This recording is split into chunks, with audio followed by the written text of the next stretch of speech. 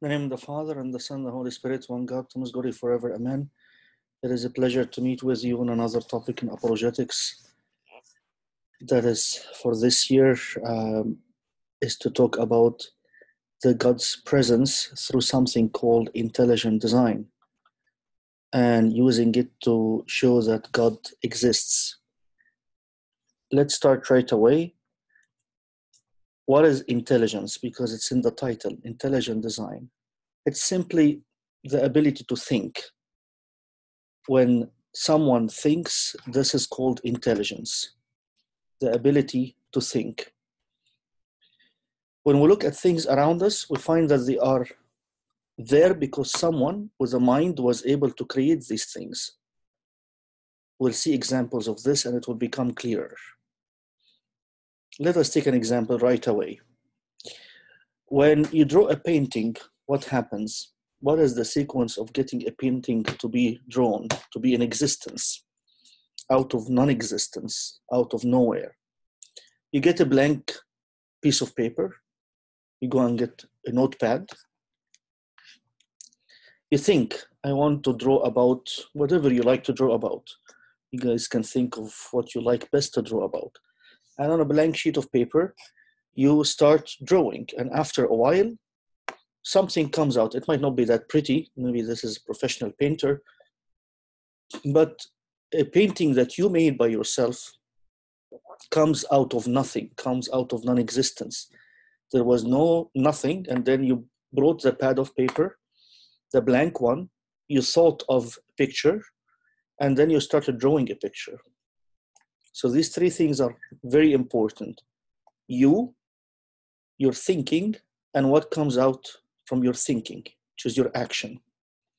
We're going to repeat this over and over, and it will become clearer as we keep going. But this is an example so that we can understand the very beginning of these three ideas. You, your thoughts, and what comes out from your thoughts. Let us give them some names. When you did the painting, this is what happened. You are called the intelligent agent. You are the one who is bringing the thinking. It didn't come out of air, it was you. So we'll give you the name, the intelligent agent, or the one who can think. Your thinking is information because you brought something out of nowhere into existence, and that requires information. So your mind has information. In that case, when we did the painting, it was the image of the painting in your mind, and then you started putting it on paper. And then the last thing is, after you think, you act, which is the drawing. And the drawing, you took the crayons, or you took the pencils here with different colors, and you started making a painting.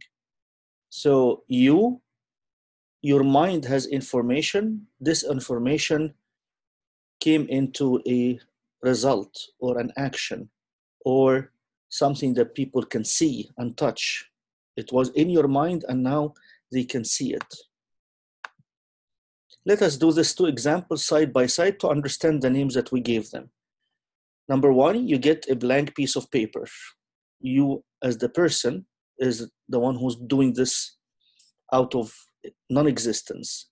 It didn't exist before, and you came and you bought the blank piece of paper.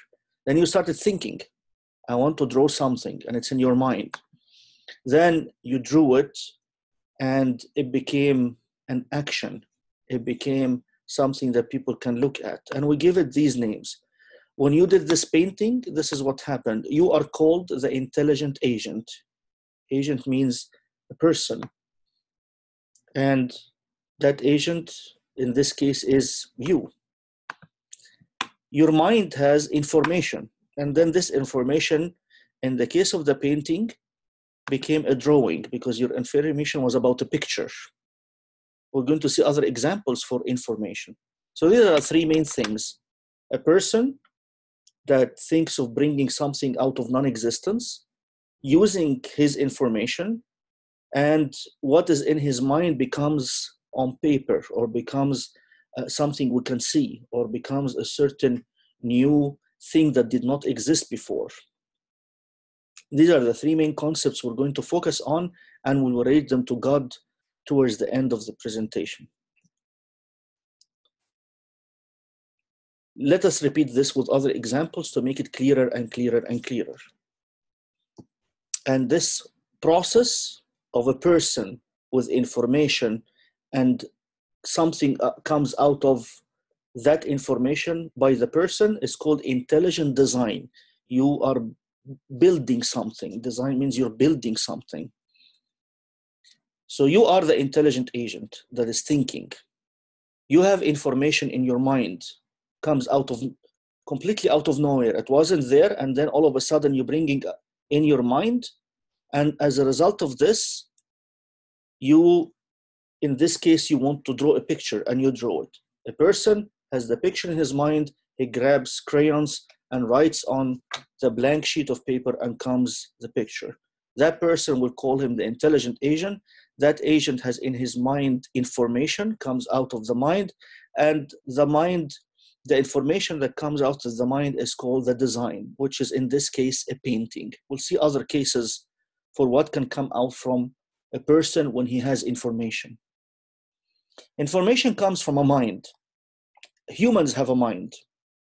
Animals and plants don't have a mind. Animals have a brain, but they don't have a mind. They cannot bring something out of nothing. They cannot bring an idea that did not exist before. They imitate, they repeat.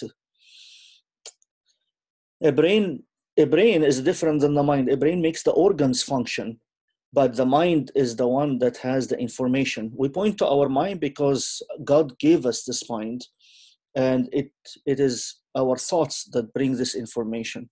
Animals don't have these thoughts, and plants don't have a brain at all. Let us together try finding things around us. We give an example of a painting. We'll do other examples. Things you see around you. I'll give you examples here, and you can yourself do this exercise with other things at home or at school.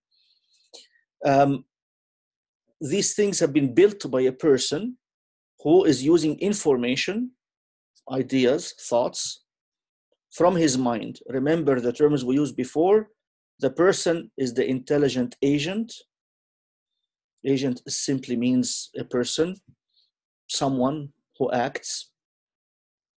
The person thinks. This is called information. The person builds. The person uses his information to bring what he has in mind into something, into a design.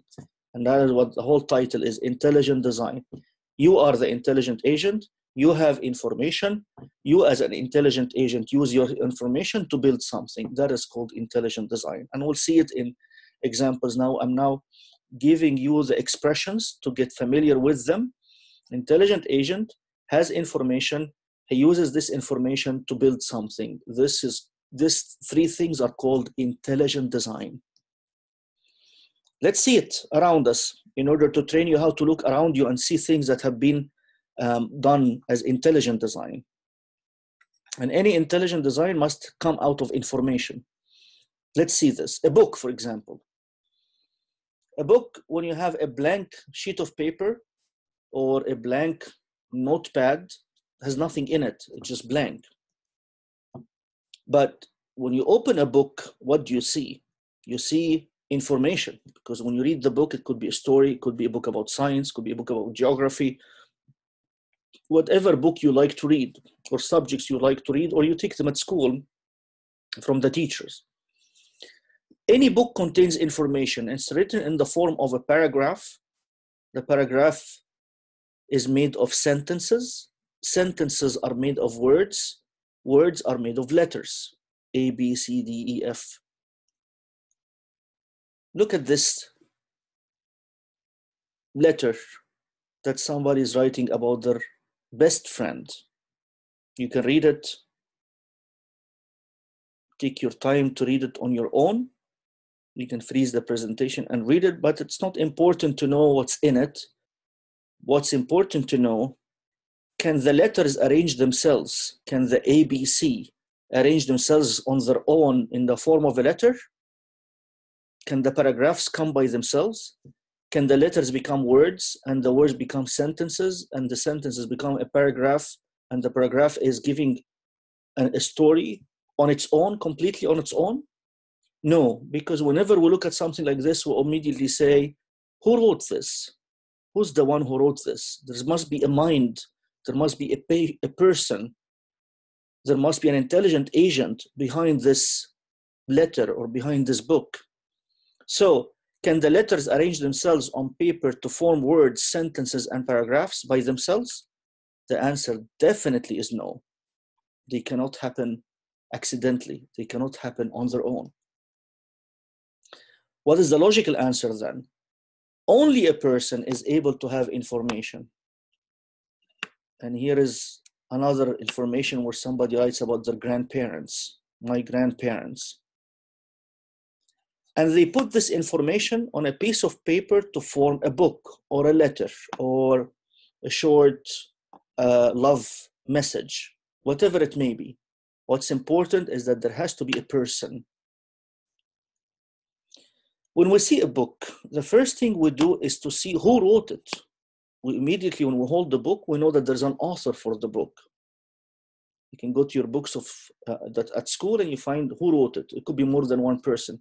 Who means it is a person. Not an animal wrote the book, not a plant wrote the book. Our mind easily concludes that a person wrote the book.